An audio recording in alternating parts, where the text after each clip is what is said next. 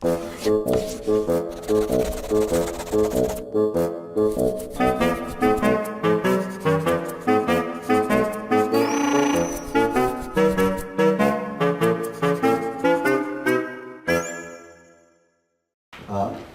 very much. I'm very happy to be able to talk about Chairman Mao here. For one thing, I think I am one of the very, very few card-carrying Maoists in Taiwan. Very few people like to label themselves that way, but I don't mind. But talking about being a Maoist is very different from talking about being a Buddhist. Okay, that's very different things. Buddhism is a faith. Buddhism includes metaphysics. If I'm a Buddhist, then I sort of know what will happen after I die. But Chairman Mao never told anybody what will happen after you die. Okay, so my background is this. I was active in the student movement in the 1980s, and so our encounter with any Marxist text is in very late 1980s. After that, I went to the US for graduate school, and I hang out with a group of Chinese, ex-Taiwanese activists, scholars in the US. And in the early 1990s, it was the beginning of a sort of movement to come out and speak what China today really is. Okay. How many students are from mainland China? Can I? Okay. How many of you believe China is a socialist country?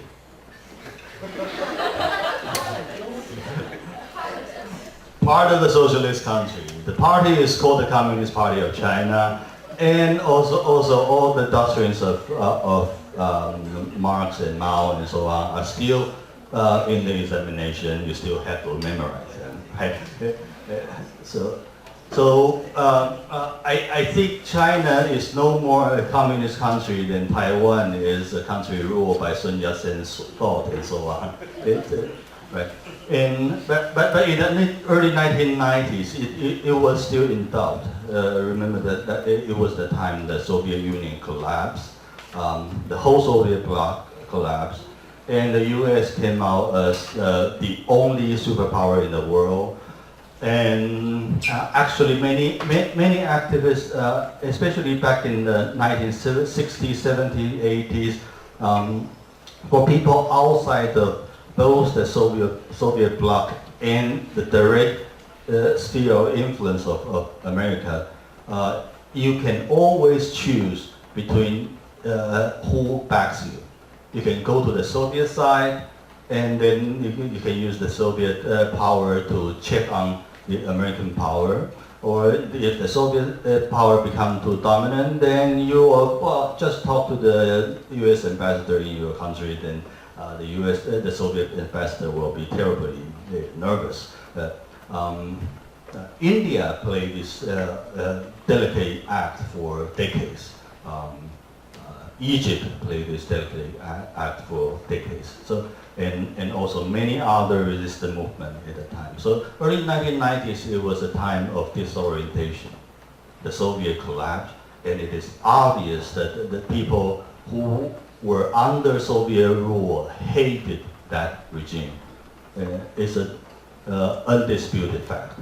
So it was a historical failure for Marxism. And Marxism is the strongest political tendency against capitalism in late 19th century to the whole 20th century.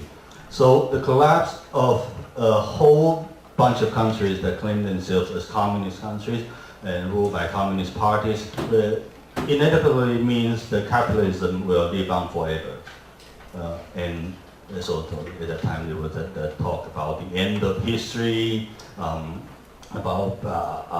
this is how human being is, and one of the most obvious sign is the 1992 talk by Deng Xiaoping that it doesn't matter whether it's socialist or capitalist, as long as it works and it's good. So it did not look like a very overt surrender to capitalism, but it turned out it was, right? If you don't see that clearly in 1992, then in 2014, it is pretty hard to argue the other way. Yeah. Okay. So my deep interest in Mao Zedong is in this context. Is within this context. And in this context, I find there are various ways to talk about Mao Zedong, and I think the stupidest way is to argue whether Mao has so many mistresses or anything. I don't think his sex life has anything to do with what we should think about right now. Okay. And that was, but unfortunately, that was the most interesting things for those people who like to speak ill of Mao Zedong thought and Marxism in general. That you prove that he is such a stupid and dictatorial person and so on. So I'm not going to talk about that. I try to talk about Mao Zedong as a dialectic philosopher. Okay, and what do dialectics? What is the use of dialectics? Why do you have to think about that? That is because a fundamental democratic project that the masses will make history. History is not made by heroes, by exceptional elite persons. History is made by common people like you and me. Of course, you and me, people down the street don't necessarily see you and me as common, but you know the idea. It's a long-standing ideal ever since Enlightenment, ever since the modern liberal thought began, but it never realized. Okay, it is still an ongoing project. And Mao Zedong thought is part of this project, how to think about the method. So there are many images of Mao, and I think Mao is the second most handsome guy on T-shirt. I don't think I ever saw a T-shirt of Gandhi, right? As much as, oh, you do have a picture with Gandhi? As much as people like Gandhi, but it just doesn't feel right to print it on T-shirt. Well, Che Guevara is perfect for a T-shirt. And I think for that he's one of the most unfortunate Marxists in the world history. That he turned out to be one of the most profitable business. The Che Guevara T-shirt. Chairman Mao T-shirt, well, because Che Guevara died young, so he was still good looking at the time. Chairman Mao lived through his 70s, so. And also, seriously, Chairman Mao is a symbol of a very strong state. The People's Republic of China right now, and the ruling party, Communist Party of China. So Chairman Mao's picture is on Tiananmen Square. And this is the picture, old picture. This is what Tiananmen looks like before Mao Zedong died in 1976. There was no picture of Mao on that. I don't think any people here are old enough to remember what Tiananmen looked like at the time. But his picture was there only after 1976.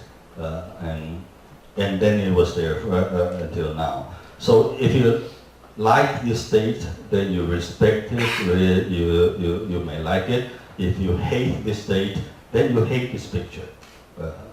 It is not this person per se, it's not his writing, it's not his thought, it's just this symbolism symbolizes this state. Okay.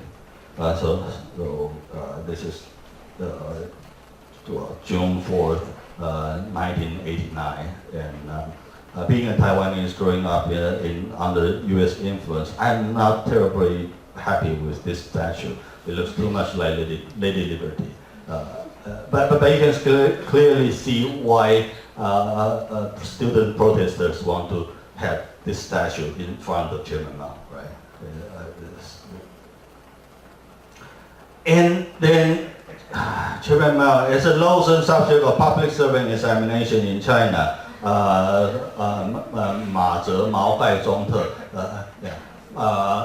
Marxist philosophy, introduction to Mao Zedong thought, and socialism with Chinese character. This is the subject that you have to take if you want to go into state-owned enterprises, become a casual member, or you want to go into public service. Then you have to go to cram school. Then there are teachers who have special means to make you memorize all those things that can happen in the examination. And of course you'll hate that, right? This is a tradition of Chinese public servant examination. Whatever is in the public servant examination will be hated by anybody who studied it. And in Taiwan, it used to be Sun Yat-sen thought and the teachings of Chiang Kai-shek. So I hated Sun Yat-sen for quite a long time. And then another part of Mao's image is that he's the rebellious youth, most beloved leader back in the 1960s. So this is May 1968 in Paris. This is 1967 in Oakland, California. The Black Panther Party rise up, armed defense of the black community in the U.S. And then this is another, contemporary image of Chairman Mao throughout the world. It will not be an exaggeration that almost in every country except those like Taiwan, where Mao is strictly banned. Chairman Mao at the time really had some influence on youth rebellion, especially youth rebellion. And of course, sometimes the youth rebellion is connected with some things that Chairman Mao not necessarily have opinion on, like the liberation of sex and so on. But this is 1960s, and he, as far as we know, he is the only leader of a major nation that encouraged people to rebel against the government, which he is the leader. And this is a phenomenon or thing that he represented. And Chairman Mao is the idol of a personality cult. And many people, even those who later turn to respect Chairman Mao in China, who have lived through Cultural Revolution, really think that the personality cult is something that is worse about Chairman Mao's image.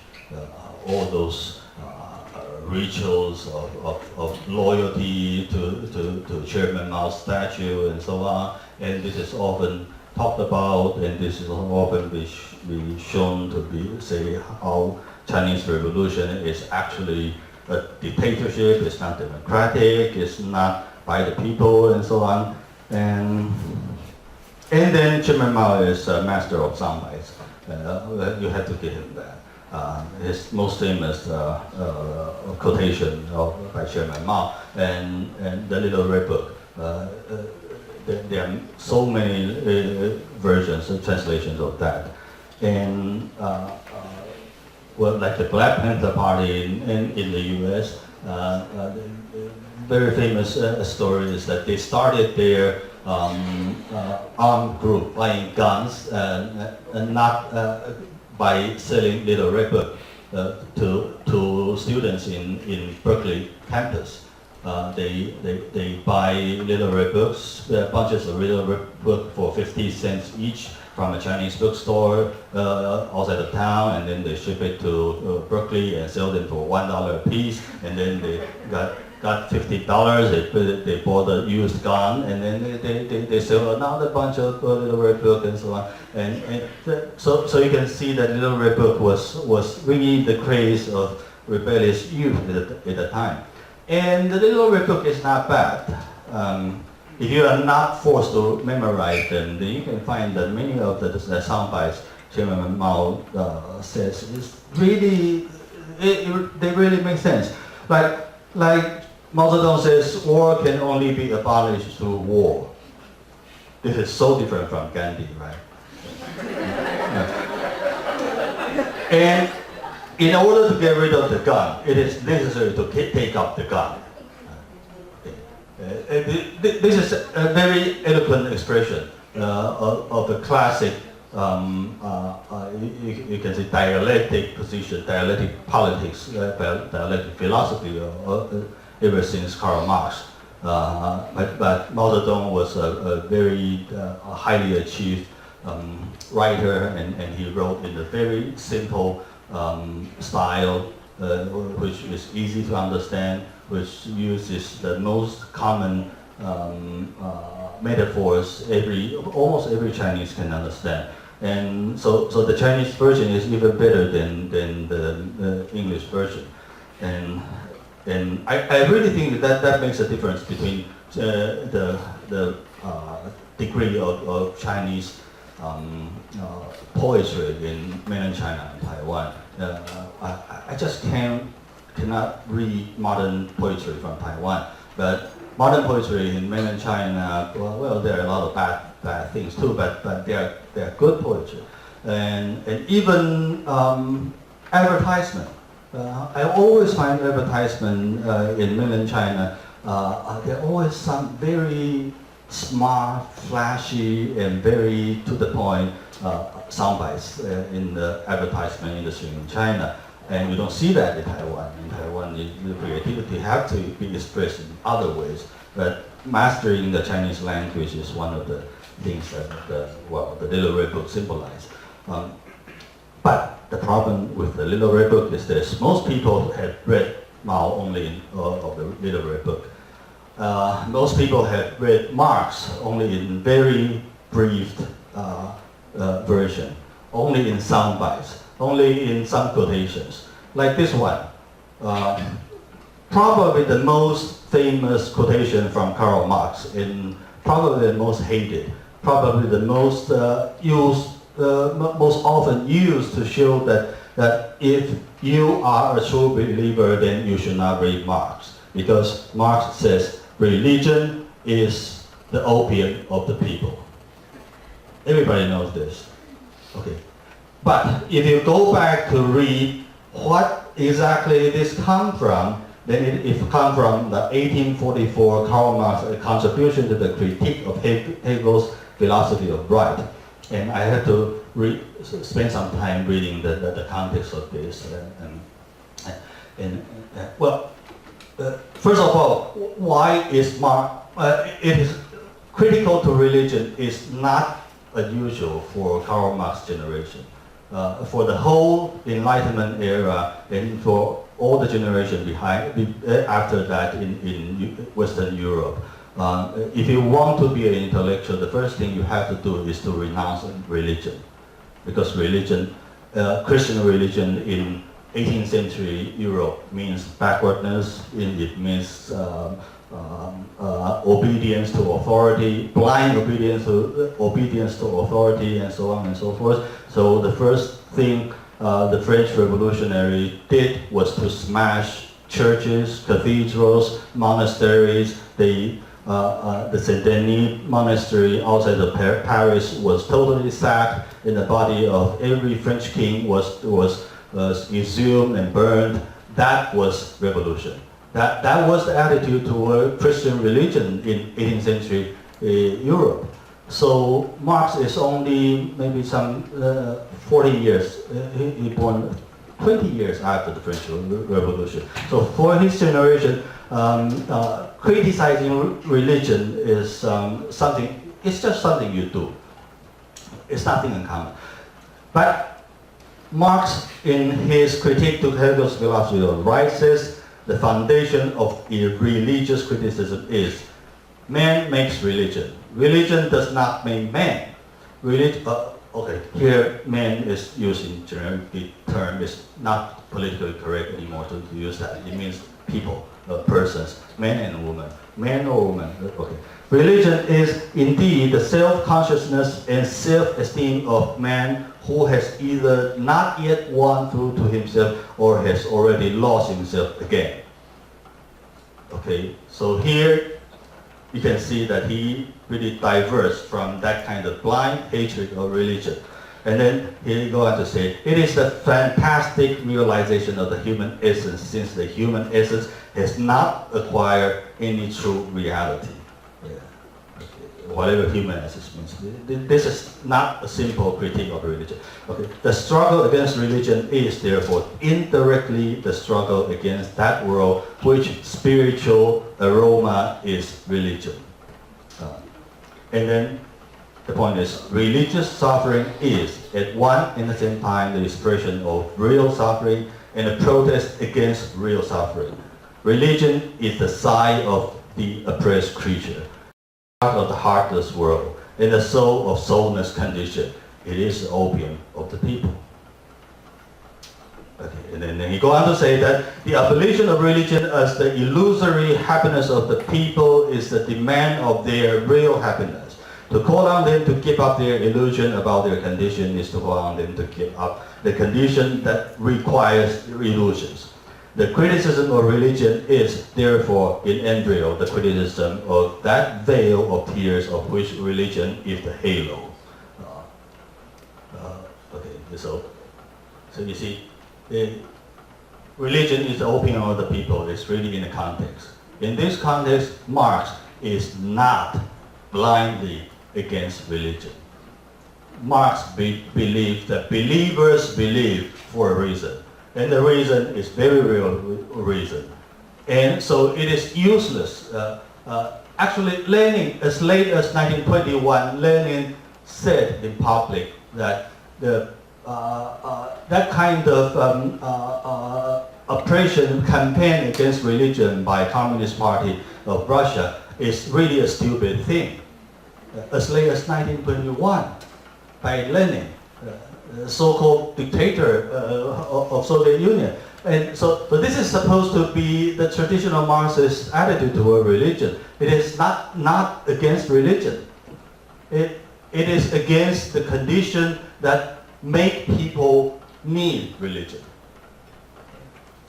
So if you follow this, well, this is the very, very early stage of Marx writing, so it is very, really winding and the logic come back and forth and so on. But if you just look beyond this proverb, then you can see religion is the opium of the people. It's really a terrible oversimplification of his idea.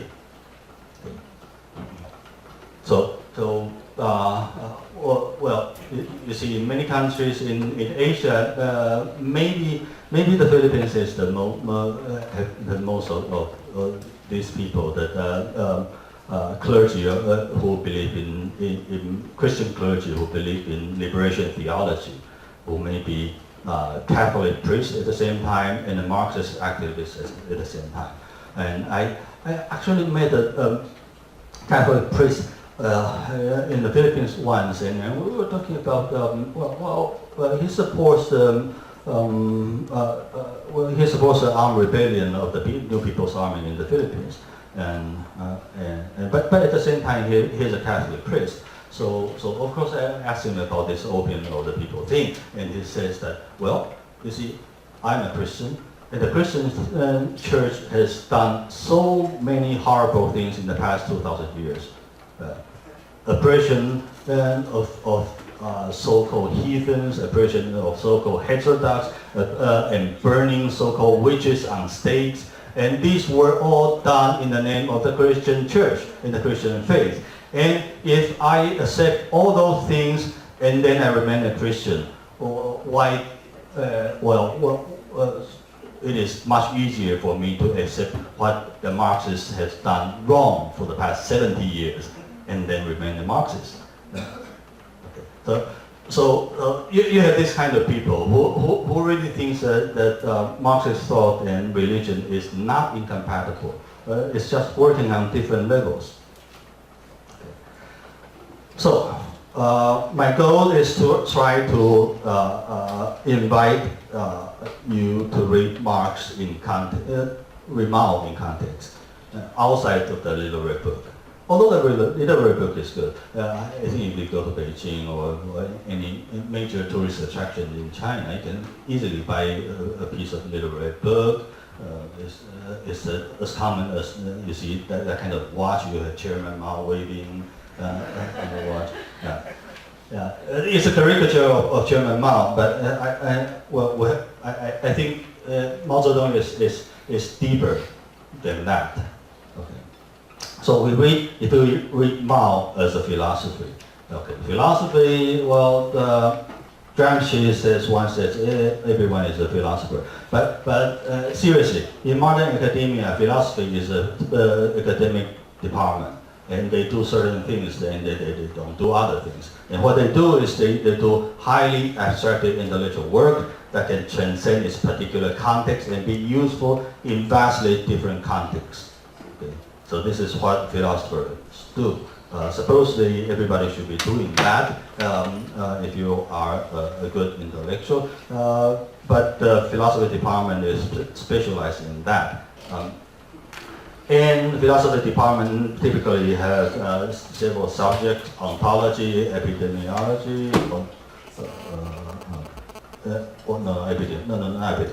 epistemology. Sorry, because I'm involved with a mass poisoning lawsuit at the same time. So epidemiology is my other concern. Okay. That is about disease and poison and chemicals. It's not in philosophy department. It's in medical department. But ethics, aesthetics, social theory, jurisprudence, and so on and so forth, and all those things in more abstract form, they will usually be done into the philosophy department. And traditional Marxist view is that the division of academic discipline is dubious, because all those things is supposed to be connected into one whole coherent part. If it's not coherent, then trying to make it coherent is very worthwhile thing to do. So you cannot be, say, a liberal in your political tendency, but at the same time in epistemology you are, say, a relativist. Because epistemological relativism is really incompatible with liberalism, liberalist political thought. They are different strands. Okay. And Mao here, Mao Zedong's idea is not a creature of a genius. Chairman Mao repeatedly criticized people. Most famously, Lin Biao is the vice chairman of the state during the Cultural Revolution for calling Mao Zedong a genius. And he said history is not created by genius, and he forbid people to call him genius. But of course, in the personality code, whenever the idol behave even more humility, that shows how even more hardy this guy is. So his protest, objection against calling him a genius really didn't help at all. He is still regarded as something like sent from heaven, not like you and me. But seriously, Mao's idea is a product of the 20th century revolutions. Several revolutions in China, and most of those revolutions were failure. And so it is not the product of a genius mind, maybe meditating in a cave and come out with all the truth of the world. No, it is a summary of countless failure and the lesson learned in those failures. Yeah. So how are Mao's ideas relevant in each of our own contexts? So my goal is we read Unprotracted War. You might wonder, why do we want to read a treatise on war, on strategy, and on tactics, on how do we use military force and so on? No, this is not a military academy. So, but what I want to say is that Unprotracted War embed some of the most important and succinct ideas of dialectics. And it is written in the context of a military campaign, but it is not only about military campaign. Okay. So let's see another how other people successfully use unprotected war in totally different contexts. This is the case of workplace union organizing. I'm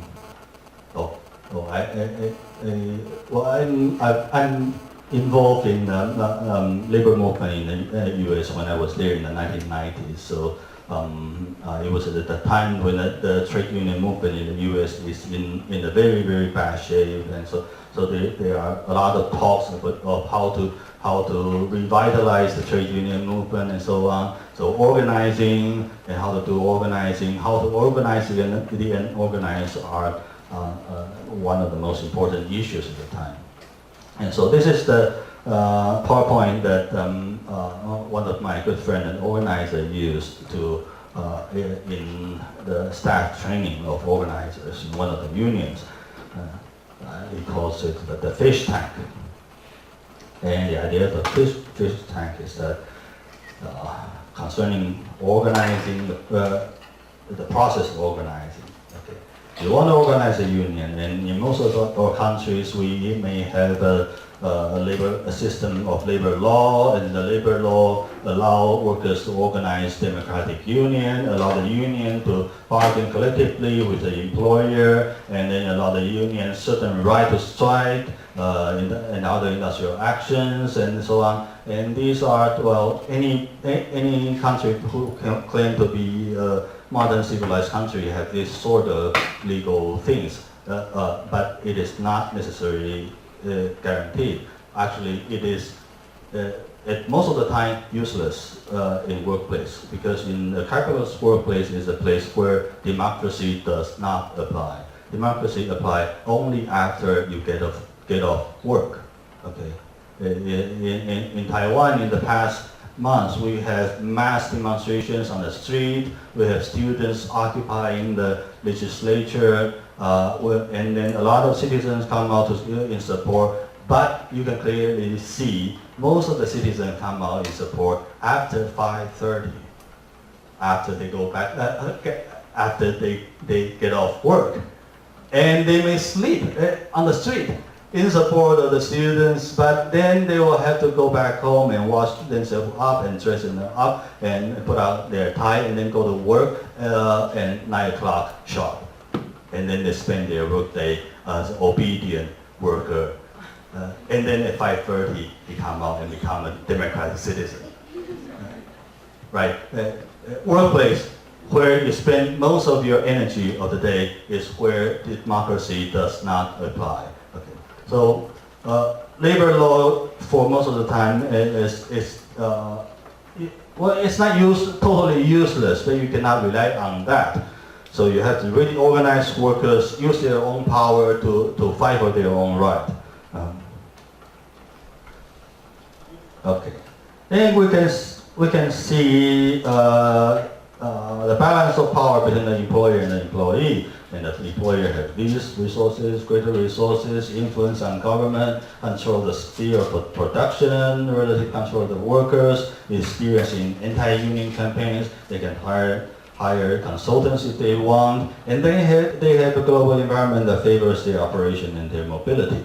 For instance, like Yuyuan workers in Dongguan, China, went on strike, and Yuyuan threatened to move most of the production to Vietnam. But then in Vietnam, of course, they were protests in Vietnam soon after that, and then they threatened to move production out of Vietnam because they can go to Cambodia, which is next to the border, and then the price is even cheaper. And this is the power of the employers. The power of the workers, well, it's not that much. It's dispersed, vulnerable. Well, workers are numerically superior, but and they can be massive, given that they are organized. But they have fewer economic resources. They have less influence in the government. Theoretically, they have some legal protection, but not effective. And so they need a process of progressive accumulation, so-called step-by-step organizing. Okay. This is a realistic plan. How to make a realistic plan? Workers will not come out to protest. Workers will not come out to hold meeting with you unless they understand that you, as a union organizer, you have a realistic plan.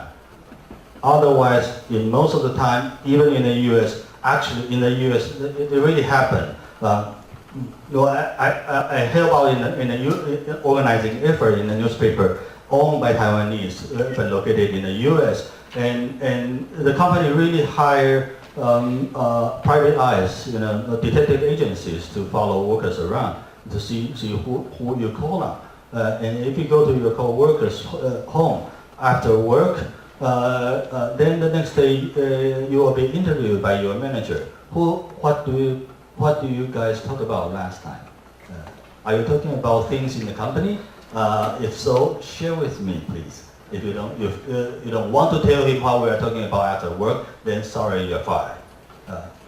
And if you say this is illegal, okay, go to court. It takes you like 5 years to fight this case. So for most of the time, even proposing a meeting of workers after work in a secret place, it is dangerous for a worker. Even in the U.S. Okay. So unless they know you have a realistic plan, you have to persuade them that it can work. This is the first step. And without this step, you don't work. The organizing process cannot begin. Okay. This is how we talk about this organizing process. This is the fish tank. This is the water level, and you have the step 1, 2, 3, 4, 5, 6, 7, and this is a discrete phase when organizing work is underwater. This is the open phase when the campaign is above water in the open. Okay. So first step is initial contact. The second step is to recruit leaders. The third, form the organizing committee. Fourth, train the organizing committee. And fifth, establish the union. And then only after that, after you have a substantial, real solidarity among your members, can a union surface and then do what you really need to do. Mass affiliation, pressure actions, and so on and so forth. So this is a mistake I saw countless times in my experience in labor movement in Taiwan, that when a worker feels injustice in the workplace, and he knows there is a labor law, he reads the labor law, he believes he has the right to organize a union. So the first thing he do, he has three fellow workers go to the local labor bureau and register a union. Then the three of them got fired. And then they have to spend next 3, 4, 5 years fighting a legal battle against the employer. Eventually you might win, but it is no way to organize a union. Okay, so initial contact objective is this. When trust analyze the person, identify their objective, obtain information, and then most important thing, maintain secrecy. Because it is dangerous. If not physically dangerous. It is financially dangerous for people who are contacted by you. And there are certain procedures you have to follow, and you have to give a clear message what you as an organizer is trying to do, what you expect them to do. Then the second phase, recruit leaders. You learn more about the person, build a relationship of trust with the worker, identify a leader or a group of leaders, get commitment to join the struggle. And there are certain procedures, how to establish confidence, and also again, identify fears and work to overcome them, and obtain commitment to join the struggle. This is a step-by-step persuasion. And then you assign a specific task and set a date for the next meeting. And so we come to the fourth step. That's the train the organizing committee. You need an organizing committee inside the workplace. And so you plan, carry out the campaign, you have a list of people, you have maps of the workplace, whose station is where. Preferably you have the addresses of your contacts, and preferably you can call on their home after work. You don't talk to them at work, otherwise you will expose yourself. You are still in a secret stage, right? You get the information, you recruit new leaders, and okay. The training need to have all these things: the plan, the anti-union campaign, what the enemy will do to you, and just expect that, how to win over, how to sign up new members, how to maintain secrecy. Yeah, very important thing. Usually the organization structure is like this. We have a leader who may be in a common place in a section, then he or she has several contacts, and you cannot have more than 8 people in a group, otherwise you just cannot maintain good quality discussion and so on. Okay, this is how they use what we talk about what Chairman Mao talked about in the projected war to organize a union. In a very hostile environment, for a group of vulnerable people, but numerically superior people. And so we are not talking about organizing a guerrilla. We're not talking about armed struggle. We are talking about organizing a perfectly legal union. But this is the same situation as in the war. Okay. So all those things that he developed in the context of the war can be used by a union organizer in a totally different environment, because they are very similar conditions. And you can see most of the most often words that most often come out is the plan. The plan. What plan do you have? Do you have a realistic plan? Do you know what you are going to do next? If you don't, sorry, don't talk to me again. Otherwise, my boss see me talking to you, I will get fired. Okay. So that's a big challenge. How do you organize, start to organize a union? Okay, let's come back to Chairman Mao and the historical context of projected war. Okay. This article was written and published in 1938, 10 months after the Lugochao incidents. And for people who are not Chinese, these are the basic backgrounds, right? And for people who are Japanese, these might be basic backgrounds for you too. The Second Sino-Japanese War started July 7th, 1937 in Lugochao, just outside of Beijing today. It is a curious fact that the war does not start at the borderline, but inside the country.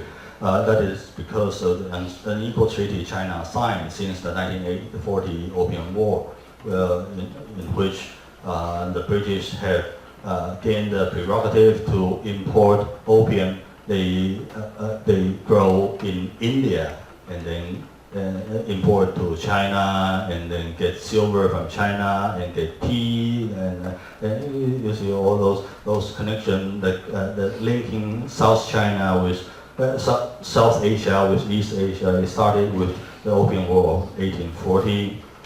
And then in 1901, 1900 and 1901, there is a so-called Boxer Rebellion. And it's a spontaneous peasant uprising against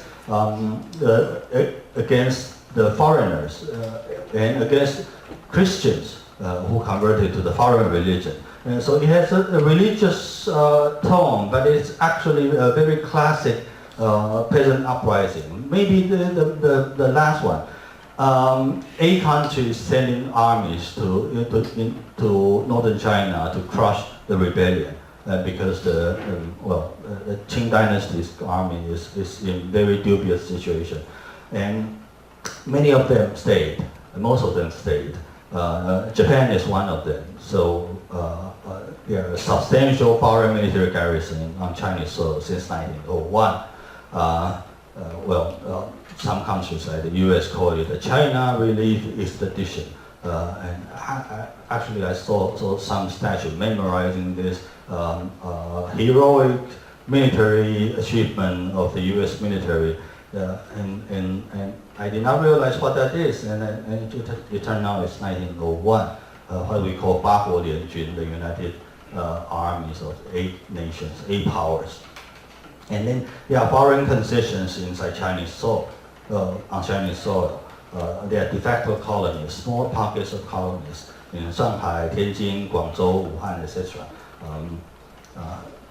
And Japan maintained a substantial number of army in China because in 1904 to 1905 there's a Russo-Japanese War. It's essentially the Russian army who sent into China in 1901 and the Japanese army who sent into China in 1901. They had a fight over who had the control of Northeast China on Chinese soil. So that is a particularly humiliating situation for China because they are fighting for control of my country, and there's no role of the Chinese government at the time. And so the 1904-05 Russo-Japanese War is a clear hallmark of the rising of Japan as a proper superpower, and the sign that the Qing dynasty China is really doomed.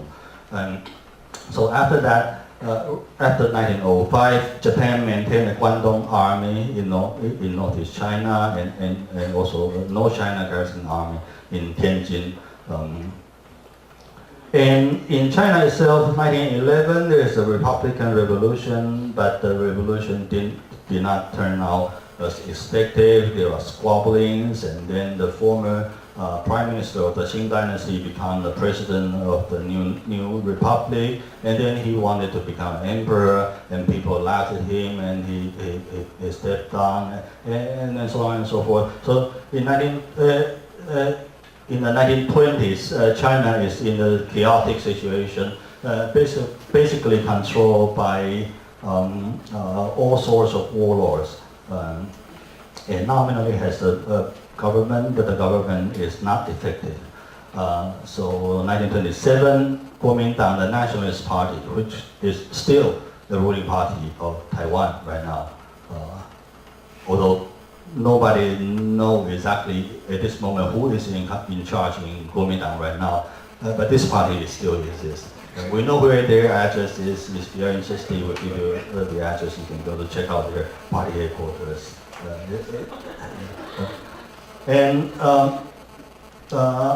in 1927, there is a northern expedition, and then after that, the Kuomintang purged communists from their ranks.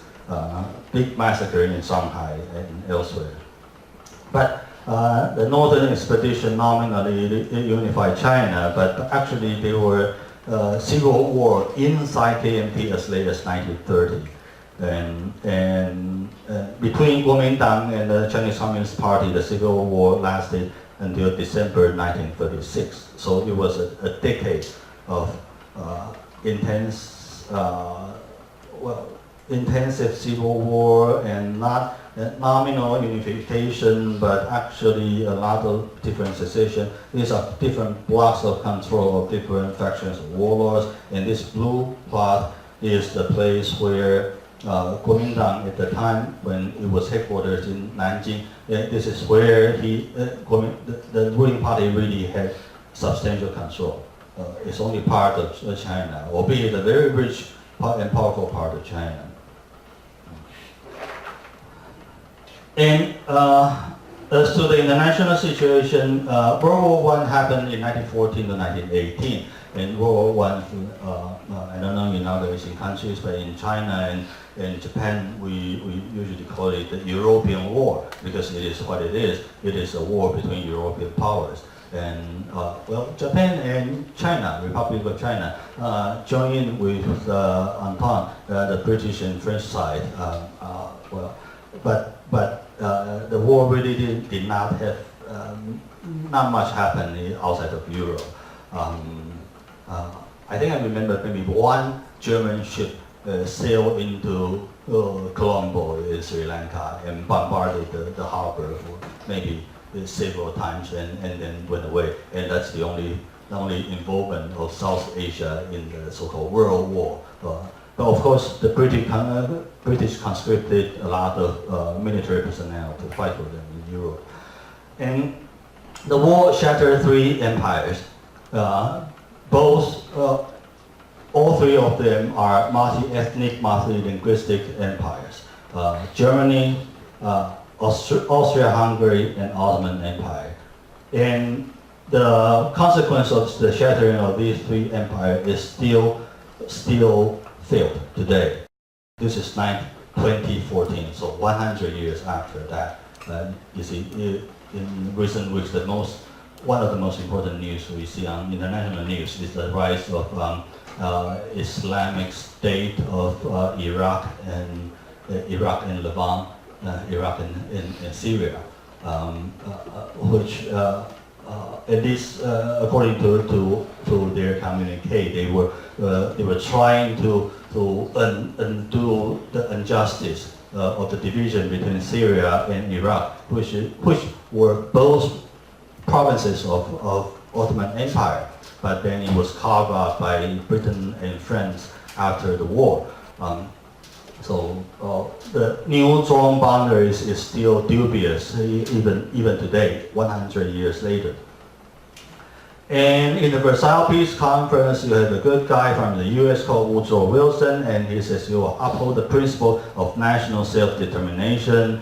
And then there's the greatest disappointment, because who will be called a nation? Who will be given the right of self-determination?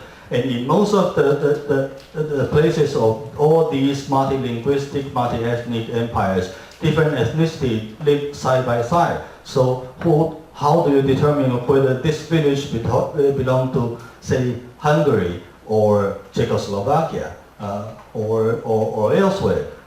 So it was huge turmoil. It did not really, it's a nice principle. Even the Vietnamese Declaration of Independence in 1945 still mentioned the Woodrow Wilson's principle of national self-determination. So it is nice, but it did not work at that time. And for China, the most pressing question is the Qingdao question. Qingdao was a German concession. Germany acquired that in the late 19th century. And Germany was defeated, and Qingdao was occupied by Japan. And in the Versailles Conference, China, of course, believed that the defeated Germany should return Qingdao back to China, because it was taken from China before. But instead, it was given to Japan by the powers, because Japan was the powers and China was the segment of Asia. So, and this This incident provoked the 1919 May 4th movement. Students come out to protest the government, beat up the traitors, and then they believe that everything is wrong with China at the time. And so it is highly critical, not only political movement, but also cultural renewal movement. And Chinese Communist Party is basically a product of the May 4th movement. Most of the activists who founded the party was first got their political enlightenment, first political experience in the May 4th movement. And so Chinese Communist Party was founded in 1921, 2 years after the May 4th movement. And simultaneously, Russia was in turmoil. Russia has had two revolutions in 1917. One in February, overthrow of the Tsar regime, and then one in October, which established the Bolshevik government. And then after the 1917 revolution, there were 4 years of very brutal, very long-lasting, brutal civil war, which very few people in the West are willing to talk about. Because during this civil war, there are intensive foreign intervention from the Entente powers, which there are troops from Britain, from France, from United States, from Japan. Japan sent in 60,000 troops to occupy part of Siberia all the way until 1922. And why do those powers want to invade Soviet Russia? Because they initially they want Russia to stay on their side, keep fighting Germany. But then they were there to stop the communists from spreading a world revolution, and so it was a messy business. A lot of character of the Soviet state that was established during the Civil War was seriously influenced by this war experience. And immediately after the conclusion of the Russian Civil War, the Soviet Union saw one alliance in China, and China is right next to them, and all the Western powers tried to contain the new regime, and it was the Kuomintang, the Nationalist Party, which was still led by Sun Yat-sen at the time.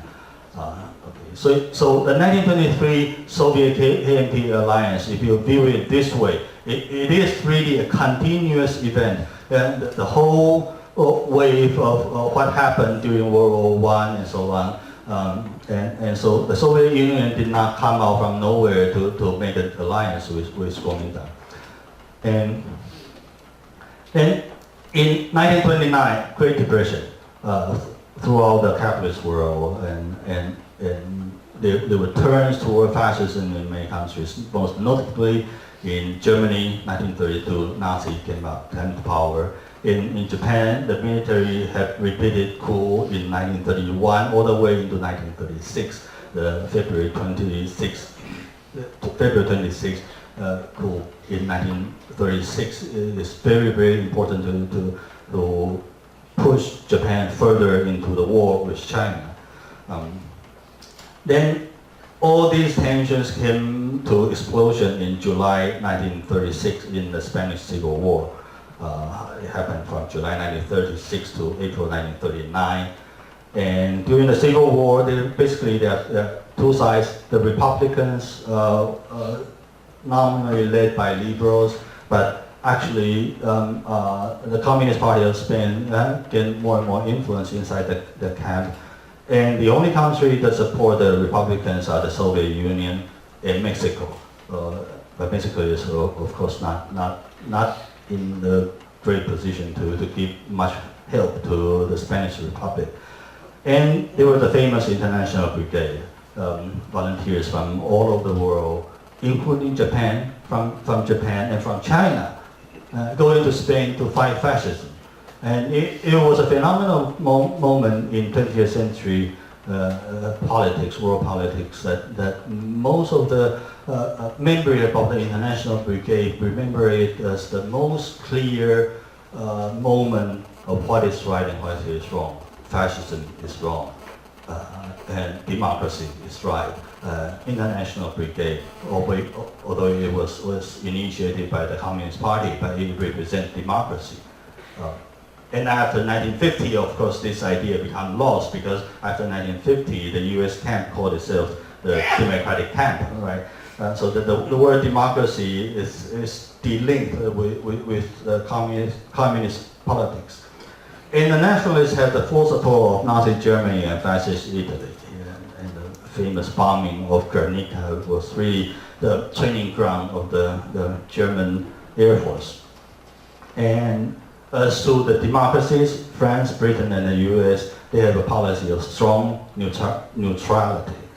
It is actually a de facto embargo of the Republicans because they allow Germany and Italy to send in not only weapons, material, but food and so on to the nationalists, but also armies, Air Force, and so on. But on the French side, they say, well, we don't intervene into their own business, so we don't allow anything to travel from the French side to Spain. And so, well, the Spanish Republic died in April 1939, and 5 months later, September 1939, Nazi Germany invaded Poland. And Britain and France had to declare war against Germany. World War II for Europe started. And so in hindsight, it was terribly stupid for France and Britain to maintain that kind of attitude during the Spanish Civil War. Yeah. Okay. And in this upheaval of 1930s, you have, although it takes many of the conflict, especially the Sino-Japanese War, take the shape of one nation fighting against another, one invader and one oppressed nation trying to maintain their sovereignty. But there is a strong tendency of internationalism in 1930. One of the more famous case may be the affair about Takeshi Kobayashi. Kobayashi was a very young member of the Japan Communist Party, a very talented novelist. And his novel, Konigo-sen, I don't know, how many people are from Japan? Okay, have you read Konigo-sen? You know the name, but yeah, I heard that it became the bestseller in 2008, right? Well, anyway, I know many people still read Konigo-sen today, right? So Kobayashi, he was a Japanese, but he was a Japanese against militarism, a Japanese against fascism, a Japanese against Japan's invasion of other countries, and he was not allowed by the Japanese government, so he was arrested and tortured to death in 1933. And Lu Xun, who was the leader of the Chinese literary circle, you are going to read about Lu Xun later. Lu Xun led the campaign to raise funds for the family of Kobayashi. So Lu Xun felt that the death of Kobayashi is really as important to the Chinese literary circle as the death of a famous Chinese writer. So this is the organ of the Japan Communist Party at the time, the red flag, which is the news of the death of Kobayashi. Okay, let's come back to Chinese Communist Party. Well, Mao Zedong was not a very firm leader of the party until maybe in 1937, 1938. Although he was one of the founding members, but there are other peoples. And Chinese Communist Party had one of the longest insurgencies in world history, from its founding in 1921 to the establishment of the People's Republic in 1949. And during these almost 30 years, 38 years of struggle. The party made numerous mistakes. They faced numerous times of near death, and then they revived, numerous times of revival. So it's a very unique experience. That's where the ideas in the anti-prosthetic war come from. The near death, let's say, April 1927, the purge by the nationalists, and at the time, after the purge, the communist members in the National Revolutionary Army established the Red Army, and they started a campaign to establish their base area in Jiangxi and Fujian in southern China. But then in 1934, they were forced into a long march, which is essentially a fled of the whole country, including all the government agencies and all the cadres and army, and it was a terrible, terrible loss. But at the end, they reached northwest China in Yan'an.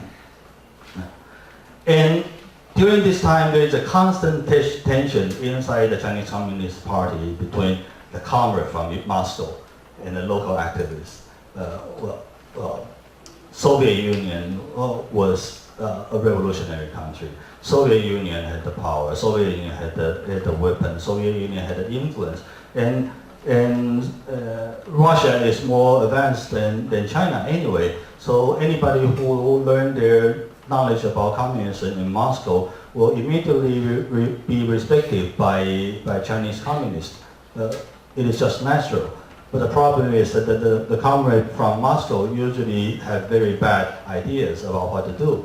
So almost all the time, at least according to the historical writing right now, almost every time when the comrade from Moscow will take the power, then they will face disaster. Disaster will happen to the party. And so anyway, it's a long learning process of how to adopt Marxism as a political thought, as a movement, international movement to the concrete situation of China. And the Civil War ended in December 1936 in Xi'an incidents when Chiang Kai-shek was kidnapped by Zhang Xueliang, and it's a whole melodrama about that. Anyway, KMT and CPP formed an alliance because there is an incoming invasion of Japan. And so the outbreak of total confrontation with Japan happened in July 7, 1937 in Lugochia. And China suffered huge casualties at the first 3 months of the war, and many times the Chinese armies fought valiantly but lost terribly, and then they retreat turned into rout, and then there was the famous Nanjing massacre. The defender of Nanjing, the army led to defend Nanjing, the capital of Kuomintang at that time, really wasn't in the position to resist to provide any resistance to Japanese invasion. So it was a bad year, but within that bad year, there are several bright points. 2 battles were won by the Chinese army. One in Taiyuan, one in Pingxingguan. Although they are not huge victories, but they are victories. So it shows that the China, well, maybe China will not surrender immediately. But then there are a lot of talks. This is the context of the anti-projected war. There are a lot of talk that the fight is between wills of the country, and so we have to have a decisive battle. And in this decisive battle, we'll crush the enemy's will to fight, and then we'll win the victory, which is nice, but which was not happening.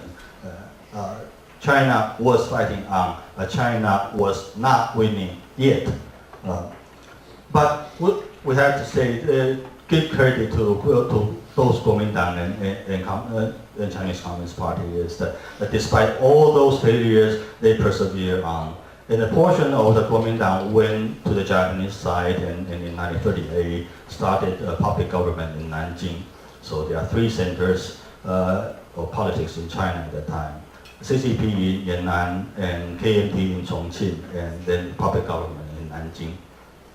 And we can see a lot of politicians moving between these three camps, including the Prime Minister of the Nanjing public government, Zhou Bohai, was a founding member of the Chinese Communist Party. So you see, during this time, the politics in China, it is pretty easy to turn to the enemy side. Well, the Nanjing government, the slogan of the Nanjing government is not that China have to surrender to Japan. Their slogan is to have peace in East Asia. Peace, right? It is a very nice slogan, right? Why do we have to fight each other? We are brothers and sisters. Why don't we live in peace? Even though peace means that you have a Japanese boss, but at least it's peace. Right? So that is to say, they don't see them. They did not see themselves as traitors as such. They had their own rationale. Oh, okay, this is the route of the long march of the Chinese Communist Party. It's a long and arduous struggle. It was made into movies, TV dramas, and most of them very good. And if you want to read that, Edgar Snow had a very famous book, Red Star over China, which they publicized this long march to the world. Maybe over-romanticized, but basically accurate. Okay. So here we come to the characteristics of CCP's Revolutionary War. First of all, it's a people's war. It's not a war of a well-organized, well-supplied army against another well-organized, well-supplied army like the Japanese army. It is a war based on the people of China. And so one of the reading I gave to you is the article, Serve the People. It's a very short article. But the first thing I noticed when I first read Serve the People is this. Well, the slogan is all over China. 为人民服务 is on the wall, it's on mugs, it's on t-shirts, everywhere. Serve the people. Well, it's very simple. But if you read Serve the People, the most phenomenal thing is that this article wrote by Mao Zedong was honoring the death of a common person in the revolution. He was not even a war hero. Honoring a war hero is a very common thing in war. Right? People commit heroic acts, sacrifice themselves for the better good. That is what happened in war. No matter which side you're on, this kind of thing happened. So people wrote poetry, people sing ballads about people who got killed in the war. But not those passively murdered by the war. But for the article Serve the People, it was honoring a common rank-and-file member of the Communist Party, and he was not even, he did not even die during battle, but he died serving the people. So this is a kind of attitude that's special especially to a party that has been at war for the past 20 years. And you will see that maybe it's just natural for them to see war effort as the center of everything, but they did not. They see a common worker as important as a war hero. Okay, and then there's a saying that Red Army and the people are like fish in water, which is true. That whenever you lose people's support, you lose your life. It is the lesson learned countless times during the first 20 years of the Chinese Communist Party, and many times they lost the support of local people. And for local people, the easiest thing is to report them to the Kuomintang authority. Then the communists will get killed. So it was the concrete situation that forced Chinese Communist Party to remain on the path, the so-called correct path. The correctness is not judged by any outside means, but it's very simple. Whether people in your neighborhood will betray you or not. If they trust you, they believe you are on their side. They believe you serve their interests. You are one of them. Then you are safe. If they don't see you that way, then you are dead. It's as simple as that.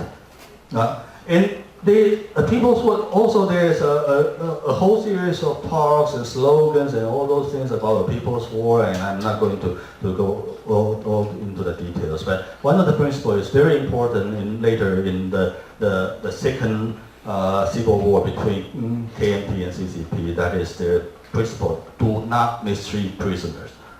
A very simple slogan. It's 三大纪律八项注意 that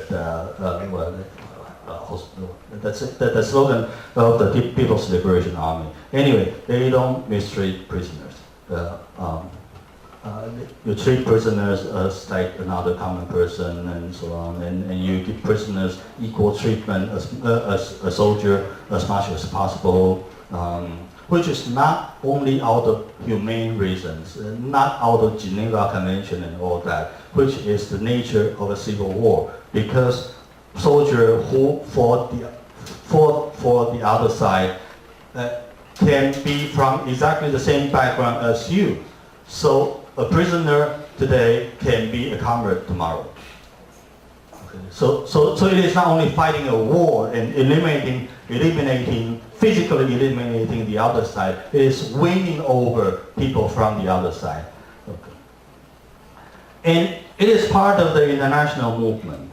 International movement. So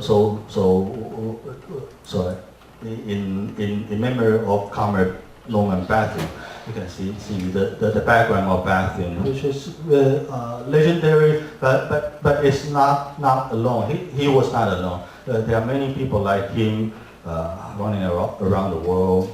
He was a French Canadian. He served the republics in the Spanish Civil War. After the end of the Spanish Civil War, the Republicans, refugees, fled to France right next door, but they were interned. They were kept in concentration camp by the French, which was really stupid for the French. If you knew at the time that five months later they are going to have a war with Germany. Anyway, he was recruited in the concentration camp and transferred to China to serve on the front line. And because he was a member of the Communist Party, and at the time it was the Third International, the Comintern.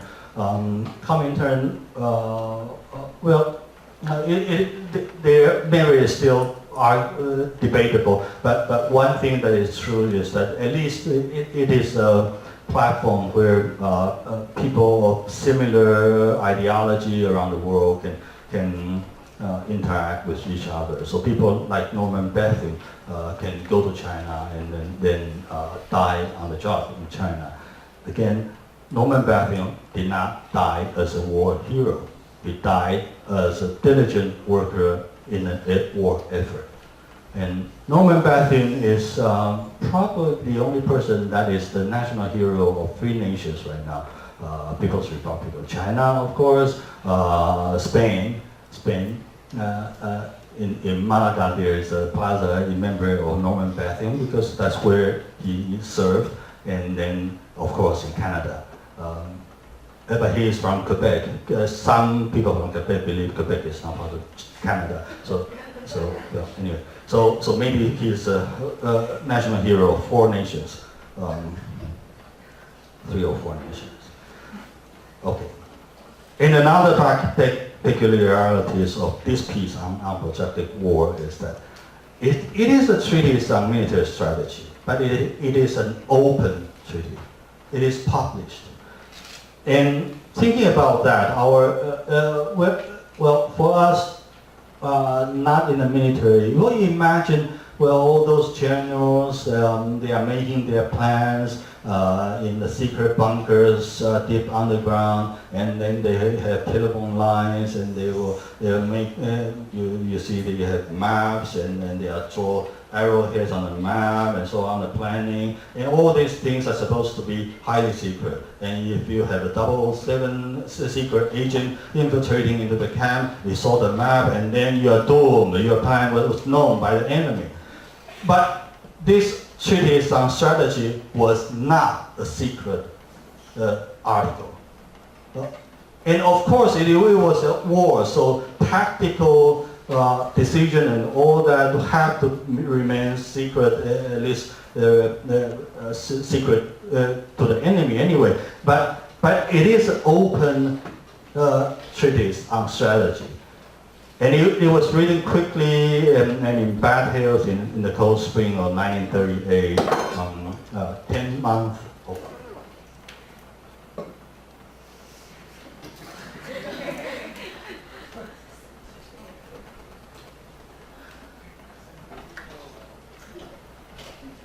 I don't think you need a second one.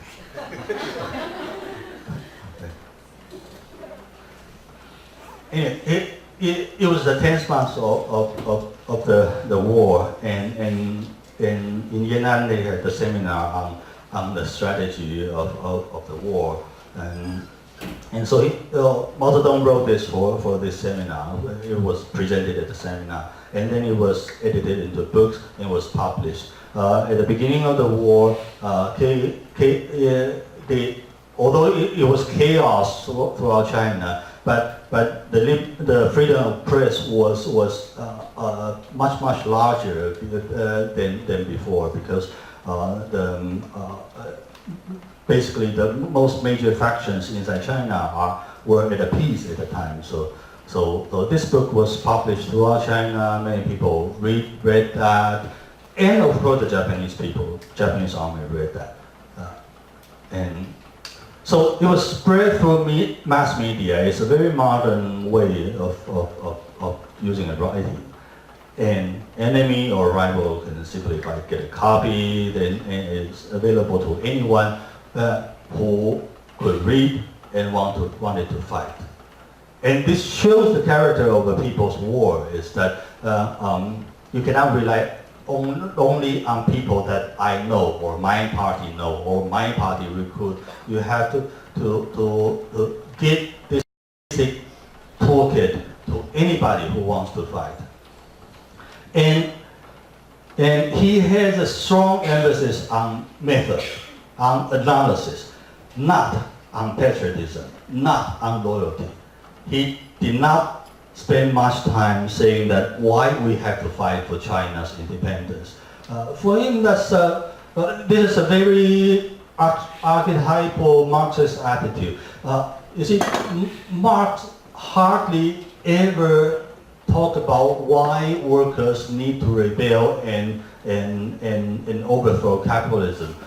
For him, this is just natural.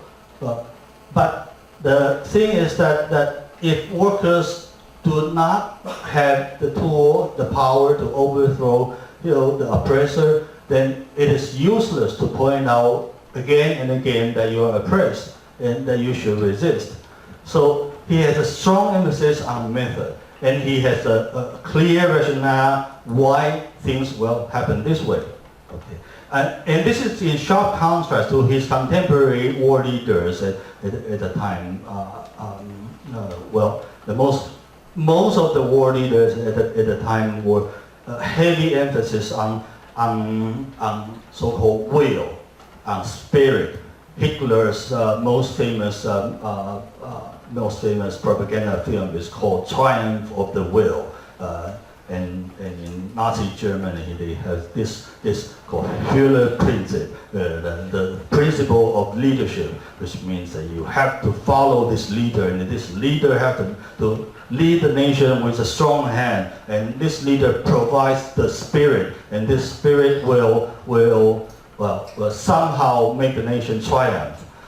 And The Japanese wartime propaganda follows similar lines that well, it's a great great East Asian war. It's a spiritual East against the materialist West. The West, the British and Americans, they are rich, but they don't have the moral like Japanese, and they don't have the spiritual power. And although Japan is clearly inferior in industrial capacity, but the spirit will eventually prevail. It did not. Okay, and KMT, the leader of KMT at the time, Chiang Kai-shek, was received his military education in Japan. So no matter, well, he eventually led China into triumph, but his public discourse on war is similar. He still emphasizes on the will to resist, on the national will, how to unify the will, as if the will determines everything. And Mao rarely talked about the will. And this is a sharp contrast. And I have to say, I haven't read enough about Gandhi to judge that. But apparently Gandhi is a very different style in his discourse on national resistance and so on. So we have to say, this shows that there is an entanglement between whether and how. Okay. The oppressed people, it is not a matter of whether they want to fight or not. It is how to fight. So it is the role of the intellectual, or anybody who do intellectual work inside the movement. It is not it is not exactly your job to go and tell the workers that, you know what, you are exploited by your boss. You should fight back. No, you don't have to do that. Workers know that. Any worker who are in their right mind, they know that as a daily fact. As a daily fact. And especially for those who are in very bad situation, they know they are screwed day by day. The problem is that they cannot think of a realistic way that they can win. Okay, so if there is an intellectual organization or a person or anything that's worth doing, pulling everybody's mind together to think about, it is not to think about whether you want to fight or not. It is to think about how can we fight. Okay. Okay. This idea comes from also unprotected war is a very it shows a very characteristic Marxist idea of dialectics, which the key word is unity of opposition. Basically everything in every category can be divided into a pair of opposition, and there is a process of transformation, different facets such as quantity and quality, the partial and the whole, gradual change and sudden change, the dominant and the dominated, mental and so on and so forth. No matter how, you can think of countless category that you can think of this unity of opposition.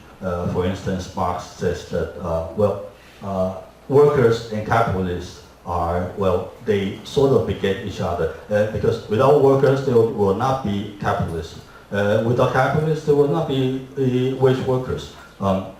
So if you say they are on the same ship, you are right. But they are on the same ship and on different sides. Sorry. So there is a unity and there is opposition within the unity. And so this belief and this worldview make Marxists believe that seeds of change is generated from within. It is not brought in from without. So that is also a very common misconception of the Leninist idea of a vanguard party. You might have all heard about that. Well, Lenin in What is to be Done says that basically Russian workers are stupid. There's no way they can think of how to make a revolution. So Russian revolution had to rely on intellectuals. And those intellectuals had to organize into a vanguard party. This vanguard party is so superior to common workers that they can make common workers follow their policy and they fight for them. Then this vanguard party will liberate the workers. No, this was not what Lenin said in What is to be Done. Please go back, read Lenin and see what he was talking about. And please read what Lenin commented on What is to be Done in 1921 after the Soviet Union got power. He got different ideas. Okay. And, well, Lenin himself says, dialectics is a teaching which shows how opposites can be and how they happen to be, how they become identical. Under what conditions they are identical, becoming transformed into one another, while the human mind should grasp these opposites not as dead, rigid, but as living, conditional, mobile, becoming transformed into one another. Okay, this is very abstract. I know this is very abstract. Okay, that's what philosophy is about. Well, it's abstract principle. That's why very few people like to go to the philosophy department.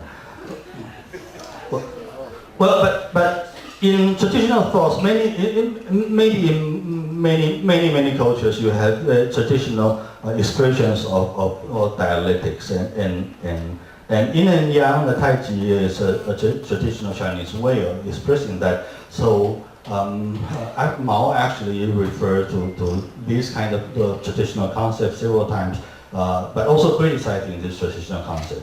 But what this is this. Well, the Tai Chi is composed of two big parts, and they are not divided in half in between. They are drawn in a dynamic way. And greater yin, no matter what you want to describe it. Well, let's say it's in the resistance war against Japanese invasion. So greater yin may be Japanese forces, and greater yang may be Chinese forces. And the interesting thing is that within greater yin there's a lesser yang, and within greater yang there's a lesser yin. So yin is not outside of yang, yin is within yang, and yang is also within yin. So they beget each other, they negate each other, and they are part of a universal whole. Oh, okay. I know this is still abstract, okay. But at least you have a picture. Okay. Yeah. Problem with this picture is this: it's round. It's round. The shape is wrong. But I cannot think of a better way to draw that. I'm not a good drawer. But the problem is that it's round. This roundness shows the circular motion of the cosmos. Okay, so it shows if we use this to think about politics, then it shows that you believe that politics will move in a circular motion again and again and again.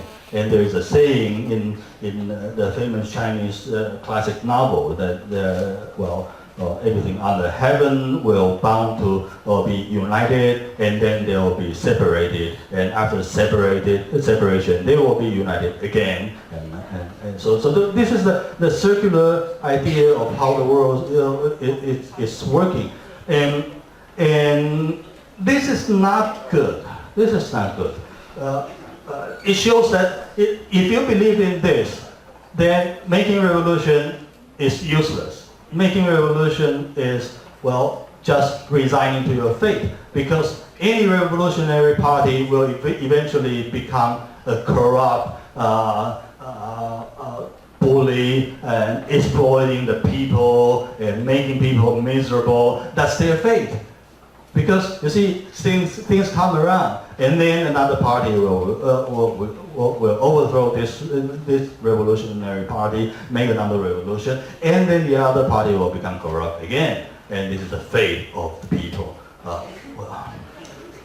Well, if you believe in that, then well, you don't have to do anything. But the thing is that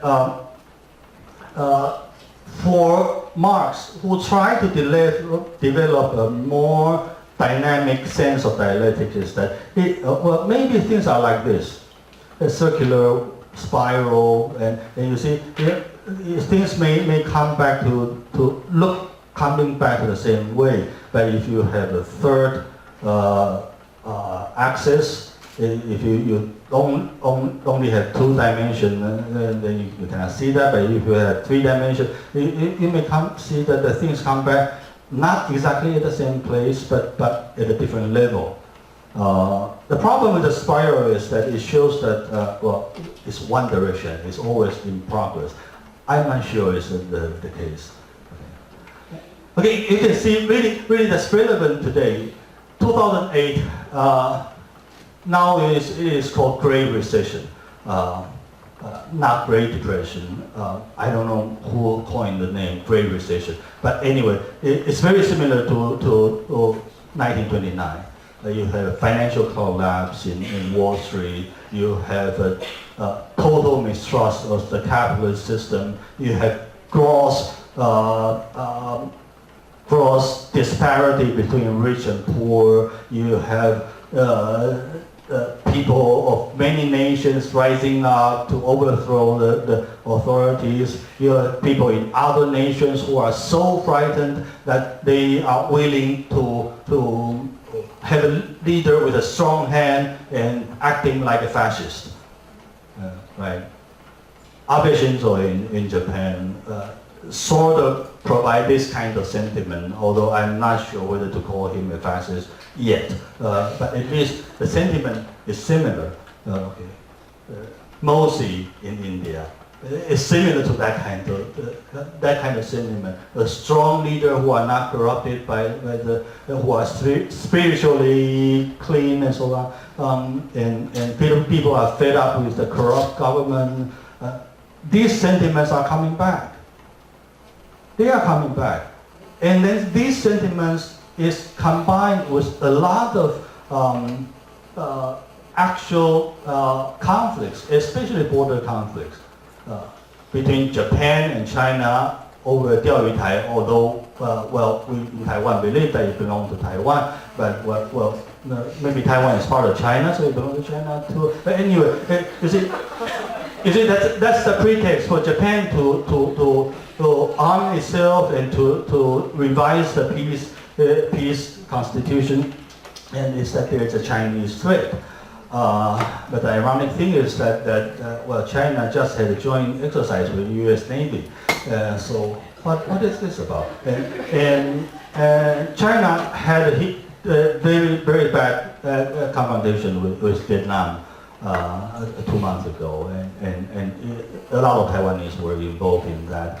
And this kind of confrontation, well, and then in Ukraine, what's going on with Russia? Russian feel they are besieged, and in Syria and in Iraq, all these very similar things are are appearing like deja vu.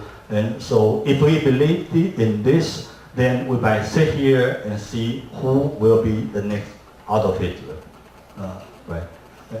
But if we believe this metaphor is only this useful and not that much, then maybe this time it will not be a Nazi party, there will not be Holocaust, there will not be Nanjing massacre, there will be other very, very difficult things. But history maybe history will not repeat itself.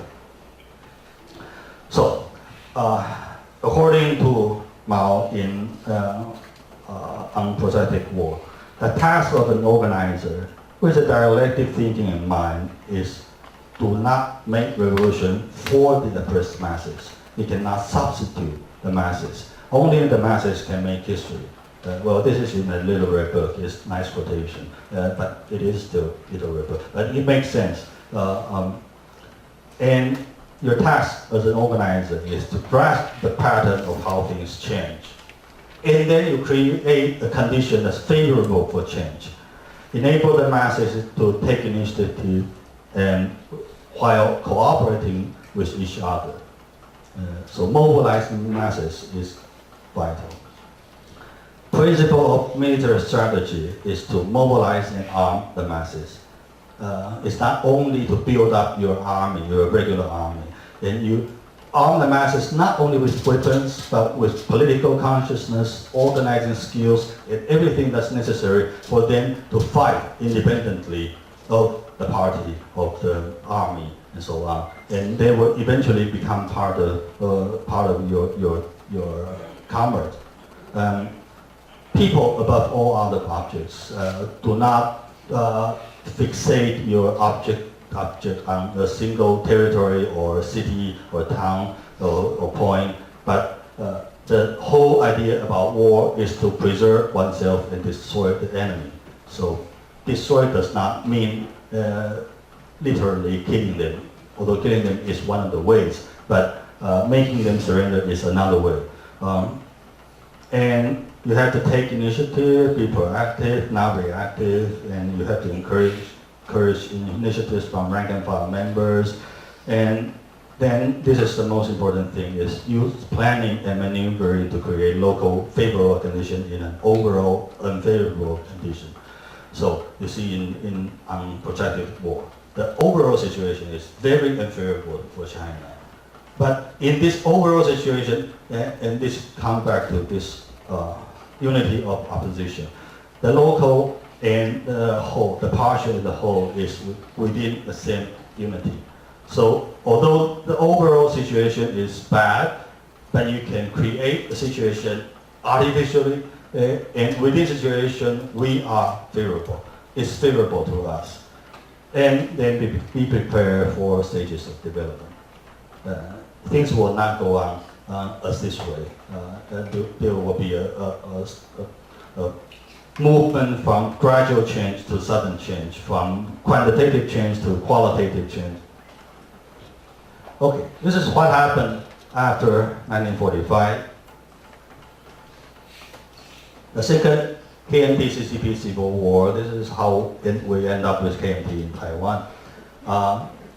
In early 1947, when a peace talk between KMT and CPP really broke down in earnest, well, KMT had 3 million troops, CCP had 1, okay, 3 to 1. It is impossible to win at this stage. Okay, so at this stage, the CCP had their base areas throughout northern China and very few in southern China. But then in mid-1928, it reached a point that KMT got 2.5 million and CCP got 1.5 million. And this change is not largely caused by death or casualty, but by changing sides. Many prisoners, a lot of People's Liberation soldiers in People's Liberation Army captured by KMT will be mistreated, and they will never become fighting members for the KMT army. But those who were captured, KMT soldiers captured by CCP, it's very often for them to fight for CCP maybe two days later. And that shows how civil war is. It's about winning over people. And so this is a situation, and in this situation, in late mid-1948, the blue line that the KMT armies are already confined in several pockets. And the CCP army, People's Liberation Army, basically the freedom to move around. And then this is the most crucial point. It's late 1948 to early 1949.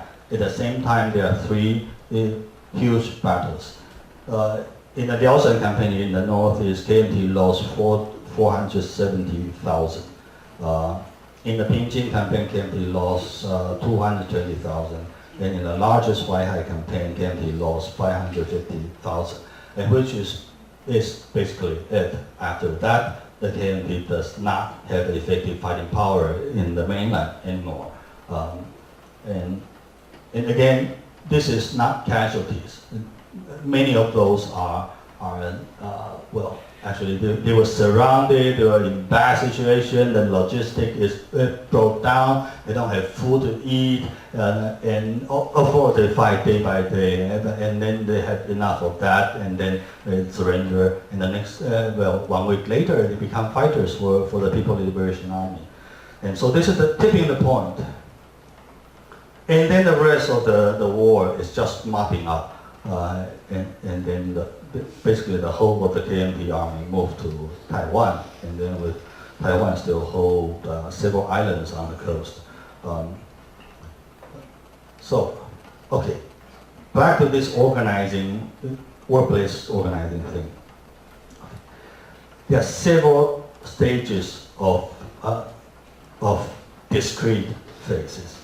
In discrete phases, you find a leader, form an organizing committee, train an organizing committee, and then you actually establish the union. You have the organizing committee to find out, sign up members of the union. Then, only at this moment, you have enough members, you go to the local labor bureau, and then you organize your union. You register your union. Your union come up in the open. And you have to expect, whenever your union come up to the open, one of your leaders will be fired immediately.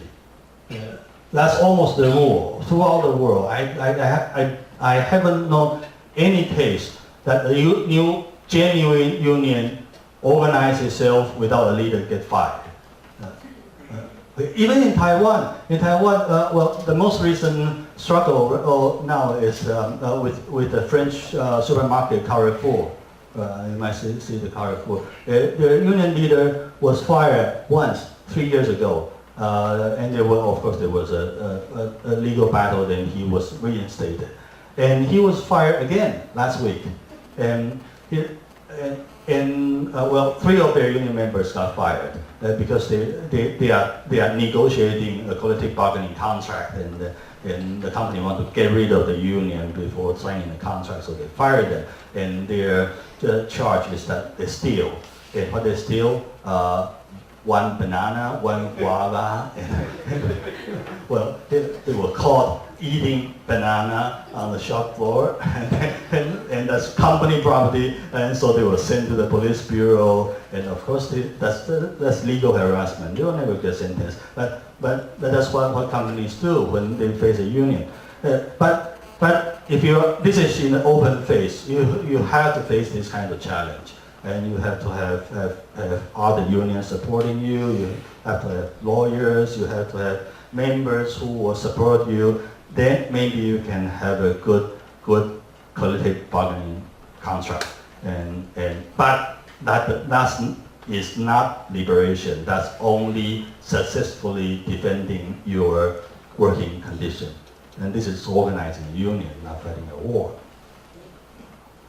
Okay. Forming a union, legal requirement is only the least part, and sign up, review organizing strategies, sign up workers, and these are in-plan actions you have to do, demonstration, sometimes strikes, but strike is not necessarily viable. Anyway, you have to be progressively in intensity and frequency, and from low frequency to high frequency, and then you have to seek out external actions, legal actions, international complaints, national and international solidarity actions, and then yes, we can.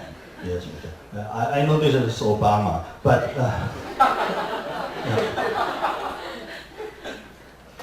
but this is also Chairman Mao. Okay. Okay. This is what intellectuals need to. This is the use of intellectuals. Show me how we can. Okay. I don't need you to show me how miserable I am. I know how miserable I am. Show me how we can change that. Okay. When we know, we can. Okay.